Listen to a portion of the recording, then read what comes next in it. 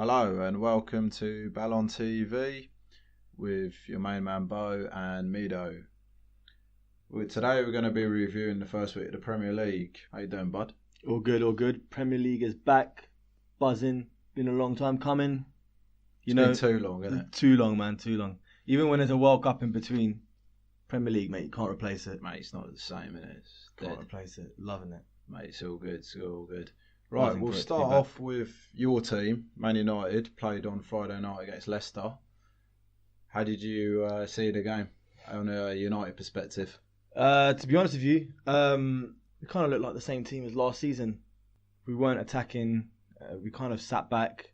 Leicester really, to be fair, Leicester put the pressure on us, but they weren't really creating many chances. So they controlled the game, they controlled possession, but they weren't really giving us any issues or any trouble. At least nothing that we can handle. So in terms of what do I feel about the performance, I mean, yeah, we got the win, but it wasn't convincing. It seemed like it was the same old United, really. Yeah, I ain't gonna lie to you. I didn't actually get to watch the game, but I saw the highlights, and I have to agree with you. United just looked as they did last year, not much zip. They were quite fortunate. There was no pace going forward, man. There was no urgency. It's just typical United. We got the goal, we sat back. We got the second goal, we put on Fellaini, we sat back. Like it's just negative football. Yeah, but surely 2-0 up, you just think go for the kill, because obviously Leicester are pressing forward. Surely you would go for the kill, right? I mean, we had our chances, but you're going to get chances when you've got players like Sanchez, Pogba, Lukaku on the pitch. But the problem is the way Mourinho sets his team up. He's just so negative. He's just so defensive, and A dinosaur. yeah, it is. It's the way it is. Still to a be honest. dinosaur. That being said, Fred, who I said before I thought was going to release Pogba, didn't think he had a great game. He lost possession quite a few times. Passing was a bit off. I mean, obviously it's his first week in the Premiership, so I mean we're gonna have to wait and see how he does. But it wasn't promising from that performance. That's fair enough. I mean, I'm looking at a few stats, and possession-wise, Leicester bossed the possession 54%. Yeah, man, they had more of the ball. Definitely had more. United of the ball. are at home as well. Yeah. And It's not great. it's Imagine, do you reckon that would ever happen during Fergie's era? not a chance. Not a chance. Not a mate. chance. Not a chance. From what I saw, if it was during the Fergie era, comfortably 4 or 3-0. Comfortable. Easily. Yeah. Um, To be fair, that Leicester team didn't have players that should be troubling us. The only player that stood out for me was Maddison, yeah. the boy from Norwich that Yeah. they got. He was quality.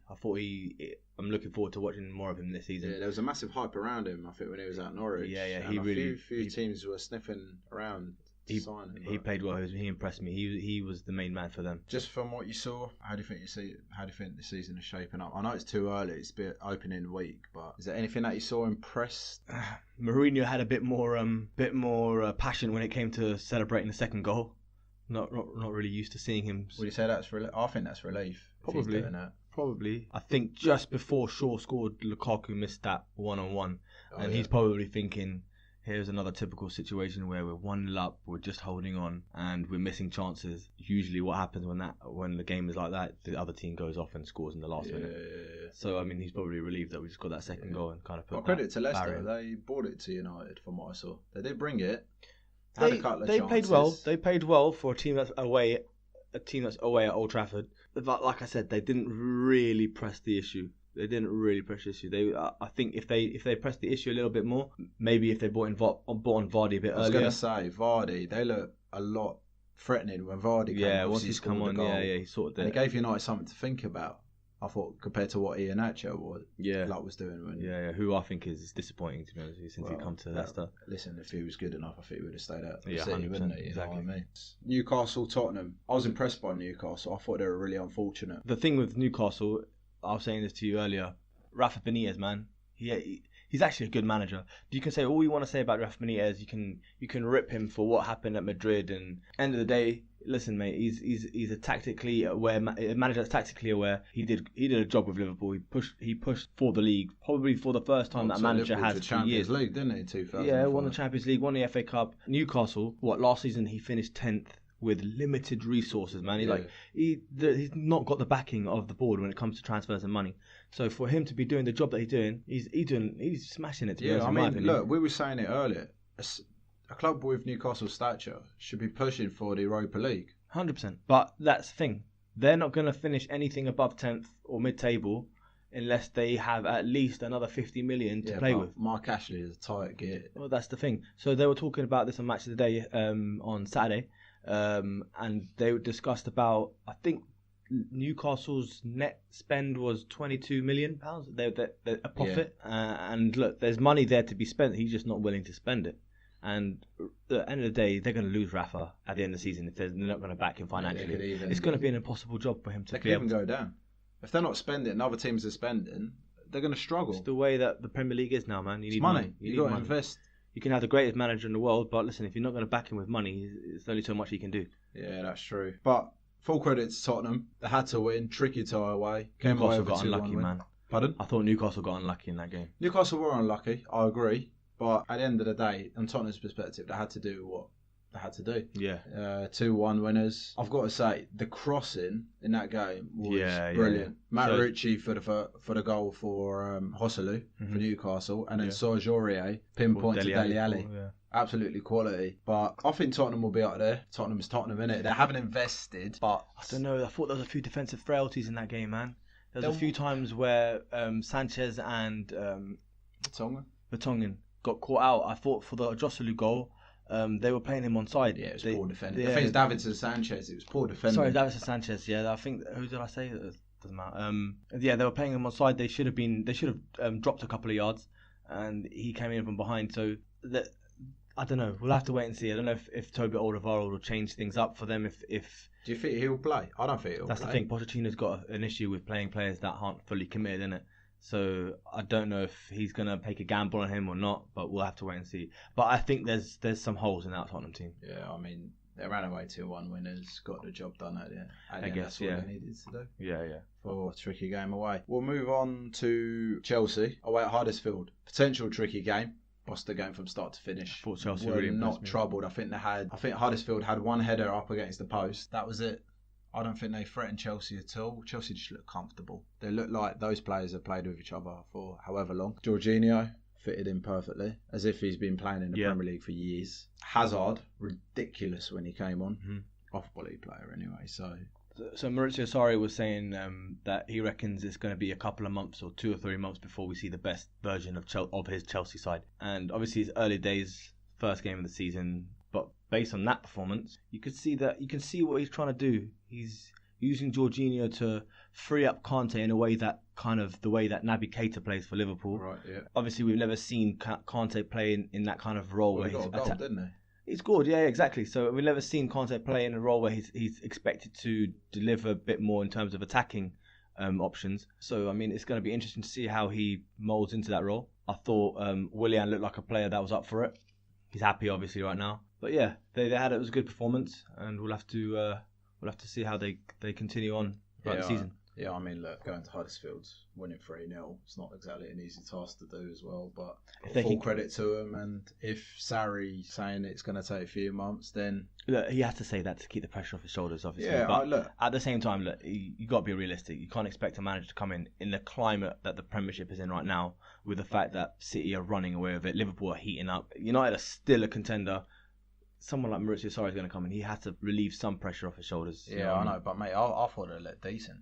There's no reason why they can't push. I don't disagree. I think the main thing for me is they need to keep Hazard and they need to keep him happy. And if a player like that in their team can stay fit and play it to his top potential, then there's no reason why the other players along with him can't push on to compete for the league. No, agreed.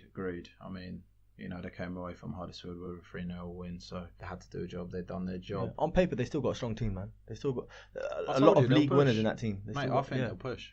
I think they'll push close. Mm-hmm. Kepa kept a clean sheet on his debut. Exactly. A lot of pressure on him. World record signing for a goalkeeper. Yeah. I don't think he had that much. Can't really fault them for that performance. Mate, he didn't really have much to do, I don't think. So you can only do what you've been asked to do. Yeah, we'll see how they fare against the stronger teams. Well, they've got Arsenal next weekend. Is it next weekend, yeah? Yeah, it's next week, Stamford Bridge. So we'll see. We'll wait and see what happens. Damn, Arsenal had 2 hard games back to back, man. Yeah, it's tough. Game of the day for me came at 5:30. Wolves and Everton. Yeah, definitely. The Ruben Neves. I mean, Two great. He scored twice, right? No, he scored that scored free and assisted. kick, He scored and and then assisted. he put in an Great absolute free kick, delicious cross Yeah. for Jimenez to score. Yep. There was a lot of hype around Neves, and I'll be honest, I saw glimpses of him. Mate, I wish I saw more of him from what I saw. Technique, everything. Technically, you can see he's a great player. Technically, Mate, great ball on him. absolutely quality. His He can pick a positional pass. play. He can strike a ball. Yeah. I mean, that free kick, we were talking about it earlier, how the pundits on Match of the Day were tearing into Jordan Pickford. Yeah, well, I have no idea why. The way he positioned it, the way he lined up his run, even I thought he wasn't going to place it in that corner. I thought he was going to go over the wall. Yeah, same. And you see Jordan Pickford thought the same thing. He shifts to his right, and then already he's at a disadvantage because to shift your body weight from one direction to the other, and to try and save a ball that's flying into the top corner, accurate as hell. It's not easy, man. And look, Mate, it had pace, it had power, it had whip. he wasn't getting to it. Listen, you can't fault him for that. And I thought they were a bit harsh on him on Match today. Yeah, I can't agree with that. Richarlison, 40 million. Too early to say he's justified it, but that second goal. That second goal's quality. S. Yeah, that second goal's quality. Opened up his body, curled it into the far corner. Everton as well, playing with 10 men. Let's not forget Jagielka. got Filthy sent tackle, off. yeah. So I think it's I think Everton are going to feel like 2 they points should have. dropped. Hmm? 2 points dropped. Yeah, definitely. They that's a game that they should be getting points from. But And Wolves, tough outfit. A lot of changes. yeah, but what would have happened if Jagielka didn't get sent off? Hindsight, innit? Yeah, I so don't know I mean, what's- we can't really say. But at the end of the day, we know Wolves have got a strong team. I didn't expect them to beat Everton. Did they play at the Molineux? Was it the Yeah, Molineux? they were Molyneux. Yeah, so I didn't expect them to beat Everton. I thought they would give them a good game, but obviously once Jagielka got sent off, they were immediately at a disadvantage. Yeah, talking about Wolves, we were saying on the last episode, I remember you mentioned it, that how would the players feel that got Wolves promoted to them being on a bench because of these new players that come in? I don't know. We looked at it the other day, and John Ruddy had that interview with BT Yeah, he Sports, came out and he said it. and he came out and said it exactly how it is, and you were bang on about it. He's clearly not happy. Well, look, put yourself in that situation. Imagine Mate, you'd you be were in a fuming. team that got Wolves promoted. You feel like you deserve a chance to show what you can do in the Premier League, and that's what Neil Warnock's done with Cardiff. I mean, it's just repaying your players with faith. Do you know what I mean? And obviously, I'm not surprised that now there's going to be a quite timid atmosphere in the dressing room because all these stars have come in and taken their roles and their positions, and the players that actually done the hard graft to get them into the Premier League are sat down watching them play. Mate, it's money. If you look at it from the top. Yeah, I'm just it's saying. money. I'm just saying. End of the day, those players are not going to be Mate, happy. I feel for the players. Yeah, it's I'll good. be devastated. Yeah, it's going to be. work my butt off whole season, get us promoted, playing some nice football. Yeah. A real togetherness, and then bring in new players, change everything. It's going to cause an uncomfortable atmosphere in the dressing room. It'd be interesting to see how they go on. I mean, we'll think see. I mean, this season, but it's too early to say, but we'll see how it goes. we'll see. I mean, look, well-earned point for them. I think everyone probably had Everton to win. With obviously the money invested. Right, going on to Sunday. We'll go to the early kickoffs. Liverpool, West Ham. Liverpool coming into this, a lot of people tipped them as second favourites for the league. But West Ham never really tested them. And they're another team. A lot of changes. Pellegrini's got to have. He needs time, I think. I think West Ham fans got to be patient with him. I know that you said you felt that the West Ham game could be a potential banana skin. Yeah. Honestly, I didn't expect anything less from Liverpool. I thought you Mate, were going to when go I in. s- I thought you were going to boss the show. I thought you were going to run away with an easy win. Yeah, but mate, when I said bananas... I know what you mean. I know your Investments. reasons. I can see why. West Ham are a strong team. But look, Liverpool are running on a high at the moment. The media, let's be honest, love Jurgen Klopp. That everyone's been back in Liverpool, and everyone's been loving the style of football that you guys are playing. So the players, this filters through to the players, and their confidence is sky high. It's going to take a better team than West Ham to kind of break this rhythm. Yeah, look, I mean, I only went by before the game. I have to say, Naby Keita looked like he's been in the Premier League for years. He ran the game, especially first half. West Ham couldn't get anywhere near him. He was picking out little pockets of space. Remind me a little bit of Coutinho, but dropping deeper. West Ham didn't know what to do with him. And I felt sorry for Mark Noble, because they showed it on Match of the Day too. And they were saying how every time Mark Noble went to go and mark his man, Preston. he'll leave someone else available, because Wilshere didn't have the legs to do anything. Declan Rice didn't have the legs. I said it the last episode we had. They haven't replaced Sheik Karate. They signed him to Palace, didn't replace him. And he was an engine. He'll break up play. He'll do all the nasty stuff. He'll run. Every team needs that kind of player, man. You do. You need a player to kind of just disrupt the flow of the opposing team.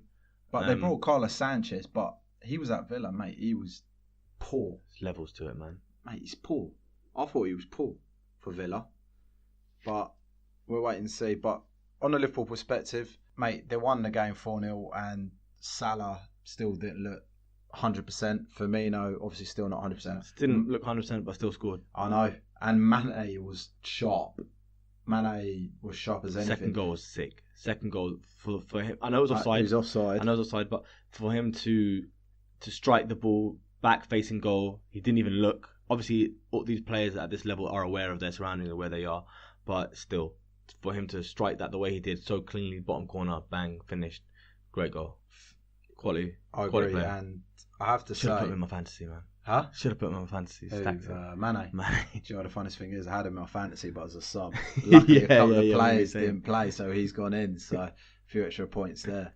I know James Milner got man of the match, but for me, a big mention to Virgil van Dijk. Marshalled that defence. Liverpool have not conceded at home since February when Van Dijk's been involved. One word for that. Leader. Yeah.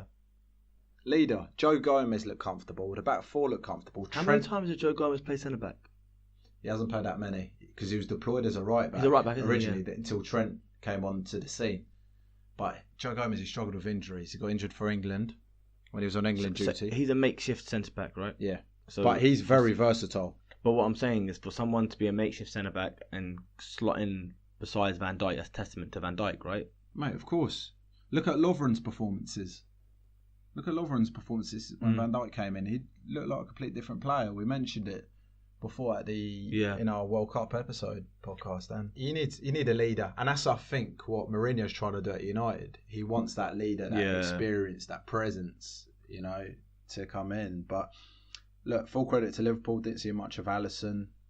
Didn't really get tested, but fair play to Liverpool. See how they get on next Monday at Palace. Arsenal City. Another potential banana skin. Comfortable for City. Didn't expect anything less. Absolutely. Again. Do you know what surprised me about Arsenal? They're at home. City, it's been shown for City that they struggle against teams who are in their faces, who attack them. Liverpool did it last year at Anfield twice in the Champions League and in the league. Man United did it at the Etihad second half. Why not get in their faces? You're at home. You've got nothing to lose. I think it's easier said than done, man. They keep I know it's the easy, possession but so well. The way they play, they retain possession, and they knock the ball from. It's hard to explain, but the level of football that these guys are operating at, for a team to try and come in and disrupt that, it's so difficult. That's why we never saw it happen last season, apart from a couple of occasions. But mate, Arsenal were at home. They looked scared. They just looked scared. Aubameyang, I felt sorry for, had nothing. Was isolated. I personally would have went 4-4-2. Stick Lacazette, who has looked sharp, and he was sharp. Should have started Lacazette. I agree with that. He was sharp. I would have went two up front. Aubameyang and Lacazette. Huh? Aubameyang and Lacazette. Yeah, I would have went with both up front. We got nothing to lose. You're not expected to win. Let's be honest. Unless you're a delusional fan, you're not expected to beat City. Go two up front. Risk it. Just see what happens. Go 4-4-2. Another one. Sorry, this is going to be a bit of a run. Granit Xhaka is not fit to be a Premiership player. He had a shocker again. It's Mate, the first time we've seen him play. He is shocking. Yeah. I don't understand what the guy brings. I'd love to see the stats on how many times he lost possession. Probably 100% record, right? Yeah. He put. I felt sorry for Socrates for that free kick that Mahrez took, where Chet done a good save. It came from Xhaka losing the ball. This is the pressure he's putting on his defence. That's the thing. I would have honestly thought Unai Emery was going to come into this Arsenal team, and I just thought Granit Xhaka's not going to see. He's not going to be anywhere near the starting 11. But he brought Torreira, didn't play him. Yeah. He brought Torreira, didn't play. He brought him on, but it's too late by then. Mate, I don't understand. What does Xhaka give? Seriously, He doesn't give anything. He scores a worldie once in a blue moon.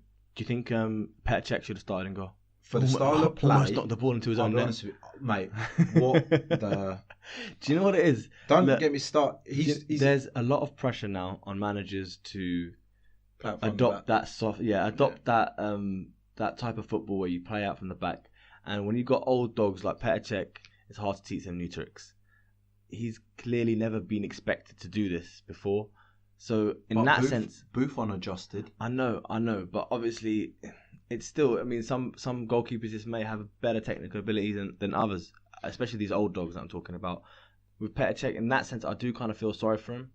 He's still a great goalkeeper. I love Petr Cech. I love Petr Cech. Always loved him. He's still a great goalkeeper, man. You can't fault him for that. It's just when it comes to that playing out, as you can see, it's. Well, surely play Bernd Leno. They've brought Bernd Leno. Yeah, that's why. I mean, that's why I asked you.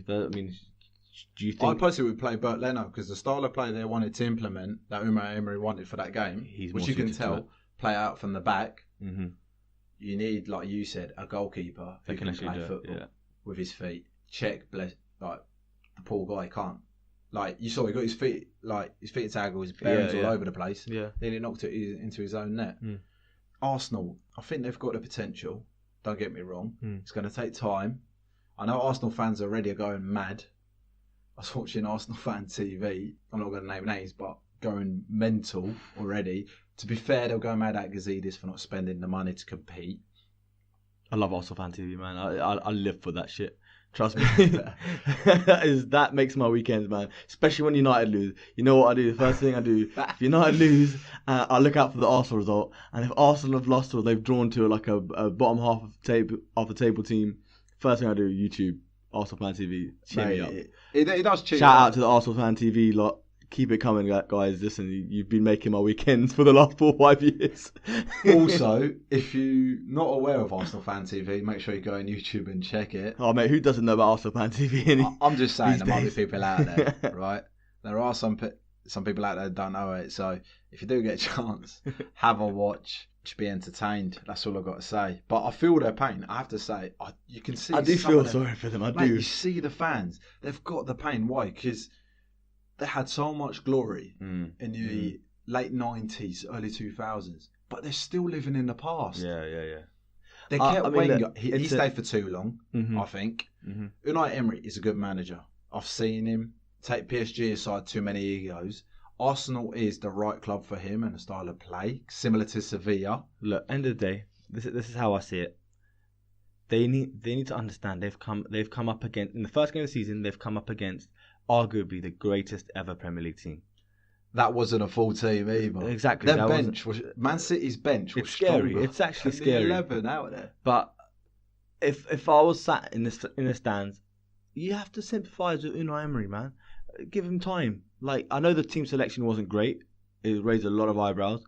But listen, you can't start throwing your toys out the pram after the first game against the Premier League champions. Yeah, agreed. Give him time, man. Listen, no one expects Arsenal to win the league, so they're just going to have to give him time. Wait for him to see how he needs to still find out what his best team is. He doesn't even know that himself.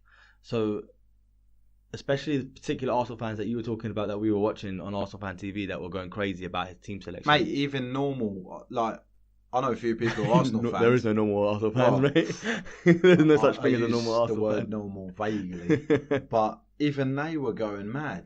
Like, give the guy a chance. Yeah. Like you said, first game of the season, probably the greatest Man United squad. Man City squad.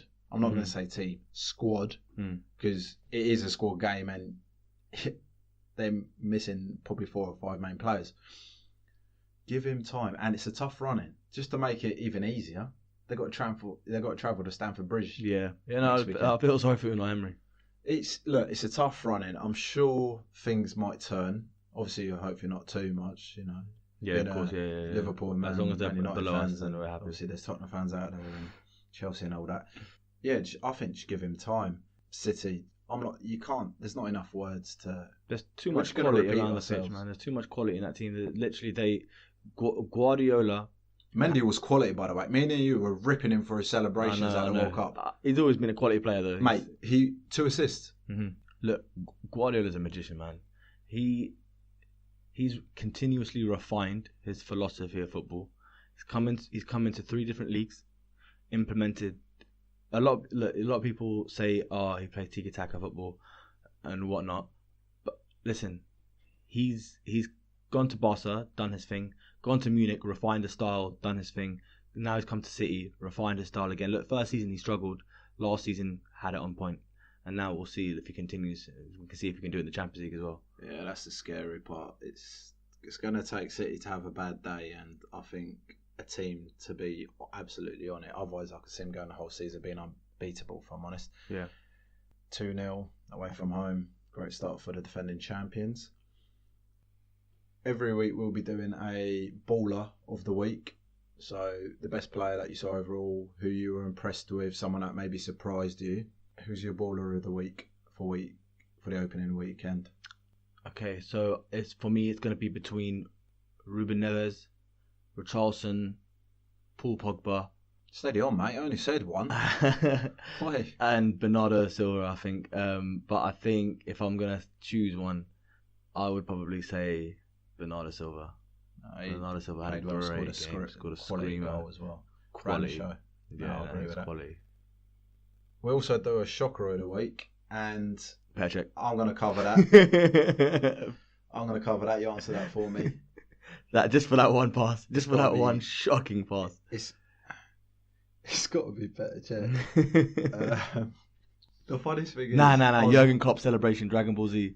He went super sad. He went super sad. That was a close second. It's the way he looked at his fist as well. I think... I ain't gonna lie, it's hard for a United fan to say this, but I do love Jurgen Klopp. Well, he brings something different. Yeah. But going back to Petr Cech, when it happened, I didn't laugh. My mouth was open. I was like, what has just happened? Yeah. If that went in, if I was him, I would have paid a taxi for him to go home. Because what do you do as a manager if that went in? Could you imagine? But to be fair to him, he actually came back stronger after. I made a couple of great saves. So, but like that's because he's not that kind of goalkeeper to play out. That's like we said, he's a shot stopper. He's a good goalkeeper. It is.